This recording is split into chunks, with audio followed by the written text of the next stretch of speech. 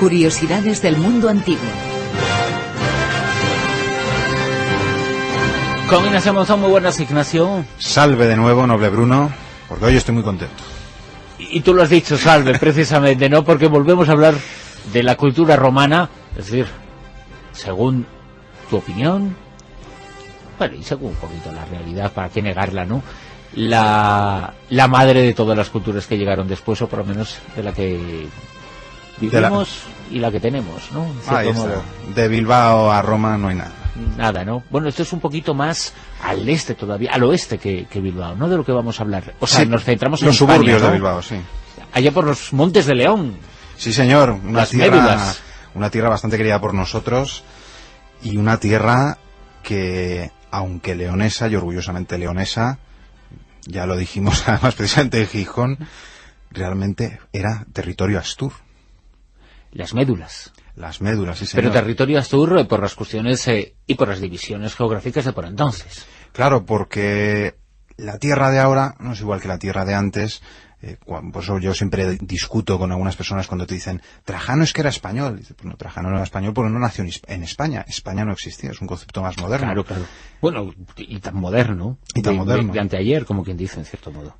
¿Qué pasa? Que las médulas ahora mismo son las montañas de la tierra leonesa. Pero en esa época el territorio de los astures, que no de los asturianos, respondía a fluctuaciones diferentes, se movían como todos los pueblos, dependiendo de muchos factores, y realmente llegaba hasta el sur. De hecho, Lucano y Marcial precisamente nos hablaban de esa gran riqueza que tenían estos pueblos astures y galaicos en oro. Vamos a situarnos, lo hacemos casi siempre contigo, al comenzar una charla o al hablar de una cultura, de un pueblo, de un lugar en el cual emergió una cultura y un pueblo, o se asentó esa cultura y ese pueblo, que en este caso es el romano. Vamos a situarnos geográficamente. Geográficamente ya lo hemos hecho. Es decir, vamos a situarnos cronológicamente. Bueno, incluso más específicamente. De hecho, es muy bueno siempre tener un mapa o destacar la geografía, porque nos da muchas pistas y nos hace entender muy bien por qué se mueven por un lado, porque las posibilidades, digamos, del terreno. Estamos hablando de la provincia de León, pero de la zona oeste, de la comarca del Bierzo. Hablamos sobre todo del siglo I antes de Cristo y de los primeros siglos de nuestra era, sobre todo a partir de la pacificación de Augusto. Por dos cuestiones principales. Primero, porque cuando uno pacifica una región, y eso es de lo que se vanaglorió Augusto, comienza la prosperidad. Como ya no hay que pelear, podemos construir infraestructuras, podemos dedicar todos esos esfuerzos bélicos a construir caminos, acueductos, pozos y a mantenerlos. Pero además Augusto quiso otra cosa. Quiso reconstruir la economía del imperio con una moneda muy fuerte, el áureo, la moneda de oro. Y para ese oro se necesitaban grandes minas, minas como la de Montefurado en Lugo, como la de Campo del Agua, también en el Bierzo, o Salientes. ¿Qué pasa? Que las médulas muy pronto se descubrieron como un filón no inagotable, pero desde luego uno de los mayores de la historia del imperio.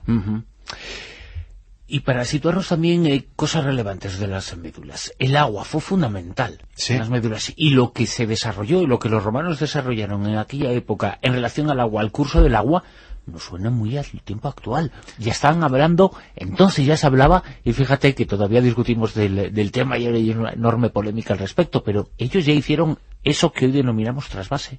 Sí, señor, esos trasvases tan polémicos que hubo del Ebro.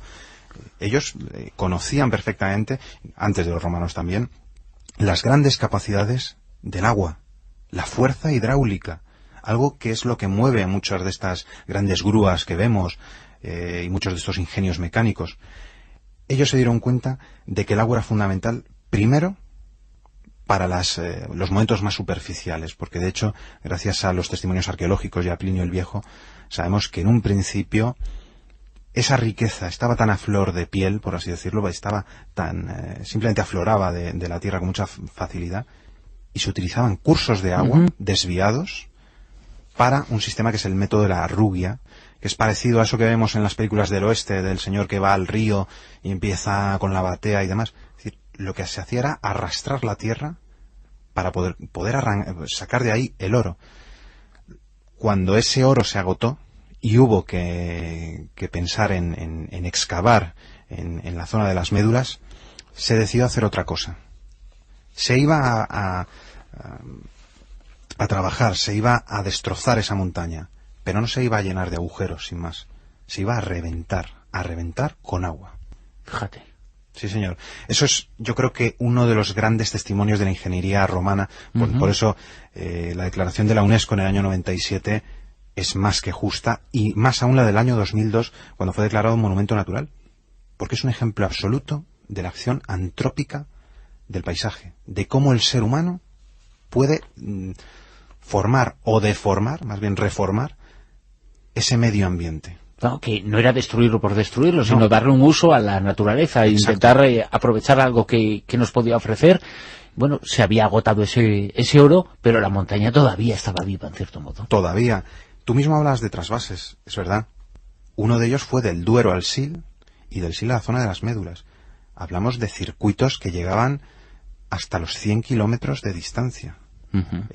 Actualmente hay sospechas de que el número total de canalizaciones de agua, el Monte Teleno, a los Montes Aquilanos, pudo llegar como mínimo a los 13.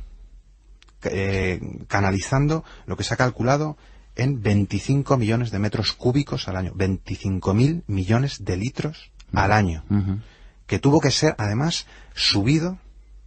Ese agua tuvo que subir hasta los 1.000 metros de altura para ser canalizada a través de una serie de pozos y galerías estratégicamente situados. ¿Cómo lo hicieron? Pues lo hicieron picando en determinados puntos. Es decir, lo que demuestra es que tenían auténticos topógrafos, sabían perfectamente la naturaleza de esa piedra y conocían los, entre comillas, los puntos de ruptura. ¿Por qué? Porque ese agua tenía que caer a una determinada velocidad, en un determinado volumen, para crear también bolsas de aire. Esa montaña sucumbió por el agua y por el aire. Formando burbujas se creó una cosa que se llama efecto de pistón.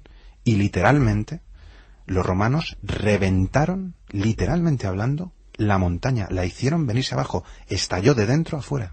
Todas esas cosas que hicieron en la montaña y todas esas obras tan maravillosas que efectuaron, ¿han dejado un legado físico que todavía podamos comprobar y ver hoy? Sí, hay bastantes restos.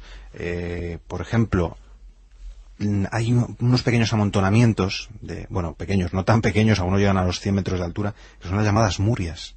Esas murias no son más que montañas de basura, porque ellos al reventarla siguieron desviando cursos de agua para que fuese fluyendo, para ir limpiando la zona, y evidentemente todo lo que no les valía lo fueron arrojando. Hay todavía restos de esos acueductos. También es verdad, eso me lo recordaba doña Carmen Fernández Ochoa, para el consumo humano, porque allí trabajaron cientos e incluso miles de seres humanos a la vez. Pero los textos de la época, los textos de Plinio, por ejemplo, que ya lo hemos citado, nos hablan claramente de un nivel de explotación en su libro 33, por ejemplo, que podía llegar a finales del siglo I de nuestra era, en época de los Flavios, a las 6,5 toneladas de oro al año. Es que ni el oro de Indias en algunos momentos, que ni de las Indias llegaba a la España de los Habsburgo ese oro. En el siglo II, en época de los Antoninos, ya hubo más fluctuaciones. Algunos hablan de 3 toneladas al año, pero otros llegan a hablar de 10. Que 10.000 kilos de oro pueda recibir un determinado año, eso ayuda mucho a cualquier estado. Desde luego, estoy haciendo el cálculo en lingotes, que se ven a partir de la onza, que son 38 gramos, pues podemos calcular. Y si cada lingote y lo traspasamos al precio actual, que es aproximadamente unos $1.600 por lingote, y cada kilo tiene unos 25 lingotes, pues a 15.000 euros, aproximadamente, 15.000 o más euros el kilo de oro, pues calculamos. Estamos hablando, repetimos, ¿de cuántas toneladas? Entre las 6,5 y las 10 toneladas. Caray, pues... al año. Desde luego. Y eso son muchos miles de kilos, son 6.000. Nos vamos al Bierzo ahora mismo, si quieres. Sí. A ver si ha dejado un poquito, ¿no? Y hacemos un poquito de negocio, que el oro está en alza. Claro. Por eso no es de extrañar que fuera destacada, desde luego, como la mayor producción de todo el occidente del Imperio Romano. Nada más y nada. Nada más y nada menos. Y por eso lo hemos traído aquí, y nos lo ha contado Ignacio Monzón, a quien se lo agradecemos infinitamente una vez más. Una vez más, pero ojo, estamos hablando, eso sí, eso lo diría Martín, de un auténtico atentado ecológico en la antigüedad. No, por favor, no lo volvamos a repetir. No lo digas porque lo harán mañana. Vaya, pues nada. Chao. Hasta luego, Bruno.